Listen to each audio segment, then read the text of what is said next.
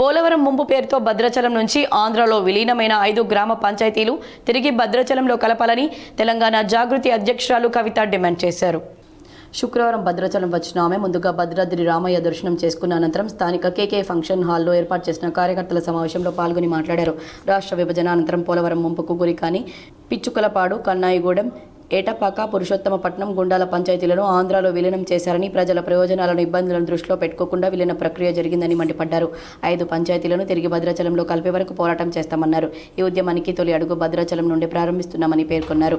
Polavaram project back water కారణంగా రామాలయంతో పాటు పరిసర ప్రాంతాలు ముంపుకు గురయ్యే అవకాశం ఉందని, ముంపు ప్రాంతాలను కాపాడడానికి కరకట్ట ఎత్తు పెంచడంతో పాటు రిటర్నింగ్ వాల్ నిర్మించాలని డిమాండ్ చేశారు. మొత్తం ఈ సీతారామ సాగర్ ప్రాజెక్టు 7,900 కోట్లతో మొదలైన ప్రాజెక్టు 13,000కు పెరిగింది.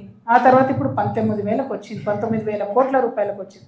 కానీ భద్రాద్రి కొత్తగూడెం జిల్లాలో మాత్రం 1 ఎకరానికి కూడా కొత్తగా నీళ్ళు ఇచ్చింది లేదు. ఇది చాలా దారుణం, చాలా అన్యాయం.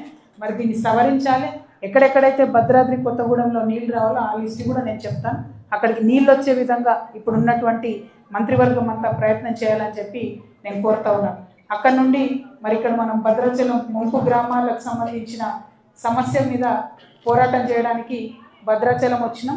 ఇందులో ప్రత్యేకించి మన కానాయిగూడెం, ఏటపాక, పిచ్చుకలపాడు, గూడెం, పురుషోత్తమపట్నం ఈ 5 గ్రామాల ప్రత్యేకత ఏంటి అని అంటే, భద్రాచలం చుట్టుముట్టు ఉండేటటువంటి ఈ గ్రామాలు మరి భద్రాచలం టౌన్ మనుగడ సాగించాలన్నా, భద్రాచలం రాములవారి ఆలయం భద్రంగా ఉండాలన్నా ఖచ్చితంగా ఈ 5 గ్రామాలు తెలంగాణలో ఉండాల్సిందే అని చెప్పి మేము డిమాండ్ చేస్తూ ఉన్నాం.